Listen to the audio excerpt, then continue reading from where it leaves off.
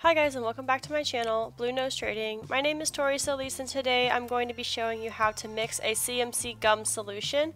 When you buy CMC gum, it usually comes in a powder, which, as I've learned, is incredibly hard to add to your glazes. So an easier fix for this is to create a solution in water and then add that solution to your glazes. CMC gum, basically, what it does is it allows you to slow the drying of your glazes, increases brushability, and then also creates a harder glaze when it's dry so that it adheres to the bisque better. There's lots of different reasons that you would want to do this. For me specifically, I've been brushing on my glazes, so it's very important to me that I'm adding CMC gum to increase the brushability of my glazes. So let's get started with showing you how to do this. The first thing we're going to do is zero out our scale.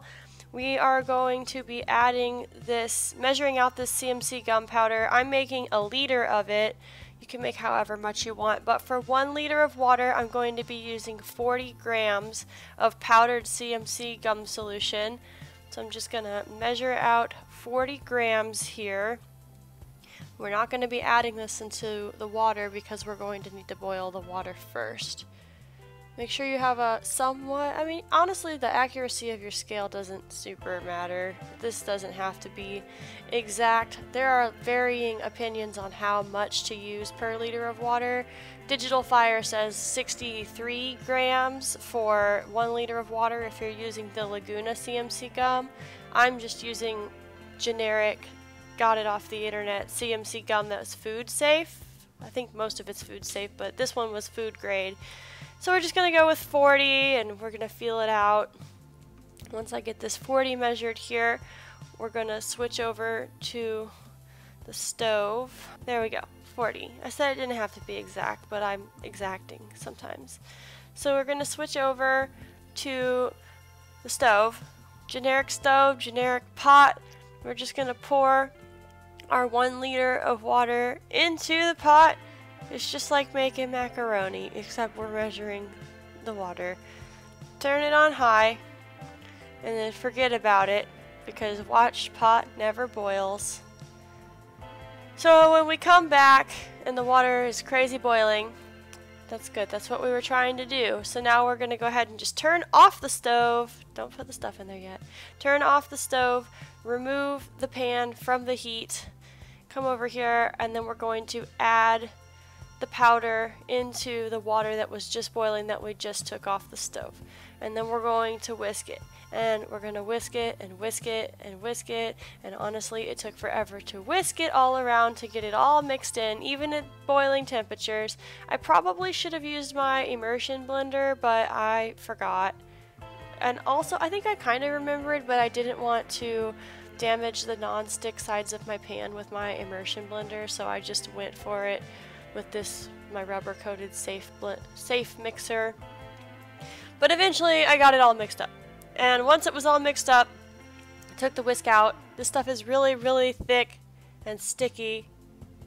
Once the solution has been mixed, it's really thick and sticky. I'm pouring my solution into a peanut butter jar, just a nice recycled peanut butter jar with a label. This CMC gum solution does expire. And I'm not exactly sure how long it's good for, but when it starts to grow mold, I guess I'll just make some more. The powder came with an expiration date, but I'm not sure if the expiration date, once it has liquid added to it, is going to change. So I'm just using a spatula to get it all in there. I'm making a tiny little mess and trying not to make a mess. It's very sticky. That's kind of its whole thing, so I'm just going to wipe up anything that got on the outside because I don't want to have sticky on everything everywhere all the time. I'm going to keep it tidy. And once I get the rim cleaned up, I'm just going to go ahead and put the lid on, and then I'm going to walk it over here to my glaze area so that I can add some of this to my glaze.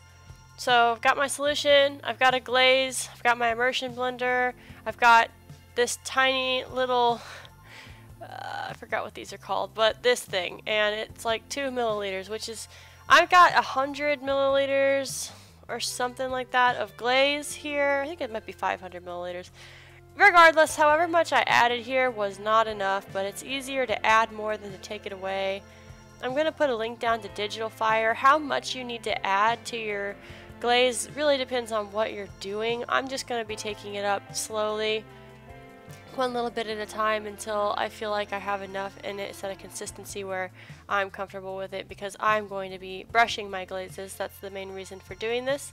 So if you'd like to stick around and see a weekly art video, you can subscribe to my channel, Blue Nose Trading. If you'd like to help support my channel and get early access to all of my content, as well as access to some exclusive content, you can find me at patreon.com/bluenosetrading.